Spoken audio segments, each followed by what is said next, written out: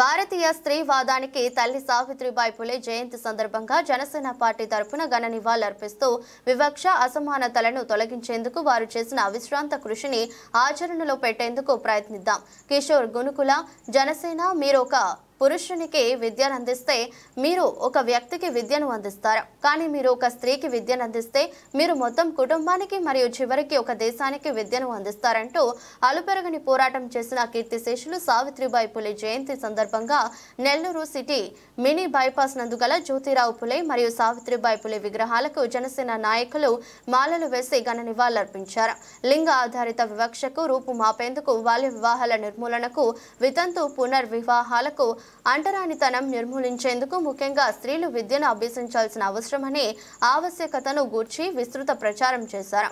సావిత్రిబాయి పులే గొప్ప సంఘ సంస్కర్త. జ్యోతిరావు పులే వివాహానంతరం సాగిన వారి ప్రయాణం స్త్రీలు బయటకు రావాలంటే భయపడే రోజుల్లోనే స్త్రీలకు విద్య నేర్పించాలని దృఢ సంకల్పంతో బాలికలకు మొట్టమొదటిగా స్కూల్ ఏర్పాటు చేయడమే కాక భారతదేశం మొదటి మహిళా టీచర్గా ఆధునిక విద్యకు తల్లిగా సావిత్రిబాయి పులే గుర్తించిపోయారని తెలిపారు. భారతీయ స్త్రీవాదానికి తల్లిగా ఆధునిక భారతీయ విద్యకు మాతృమూర్తిగా పేరుగాంచిన సంఘ సంస్కర్త సావిత్రిబాయి పూలే గారి జయంతి సందర్భంగా ఈరోజు జనసేన పార్టీ తరపున నాయకులందరం కలిసి ఘన నివాళులర్పించాం.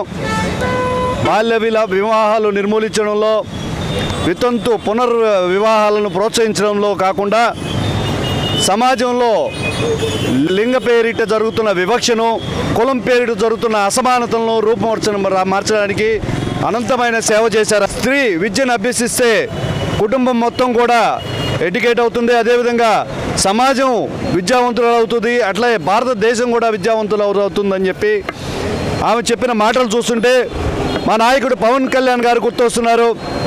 సంపాదన ఎంత వస్తుందనేది ముఖ్యం కాకుండా వచ్చిన సంపాదనతో ఇంటిల్లి పాది చక్కదిద్దగల మహిళలు రాజకీయ ప్రవేశం చేయాలని నరేంద్ర మోడీ గారు కూడా ఈరోజు 33% మహిళా రిజర్వేషన్లు ఇచ్చి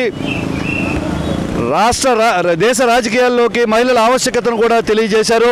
ఈ రోజున జిల్లాలో చూసినట్లయితే నెల్లూరులో మొట్టమొదటి మహిళా ఎమ్మెల్యే వేమిరెడ్డి ప్రశాంతి గారు కానీ, మున్సిపల్ శాఖ మంత్రులు శ్రీ పొంగూరు నారాయణ గారి సతీమణి శ్రీ రమాదేవి గారు అయితేమి ప్రజలతో మమైకమవుతూ మహిళా సాధికారత అంటే ఇది అని చూపిస్తూ ముందుకు నడుస్తున్న తరుణంలో అంతరిక్షంలోకి మహిళ కూడా వెళ్ళే పరిస్థితి ఉన్న ఈ రోజుల్లో కూడా నెల్లూరు సిటీ ప్రాంతంలో కూడా ఇంకా బాల్య వివాహాలు జరుగుతున్నాయి.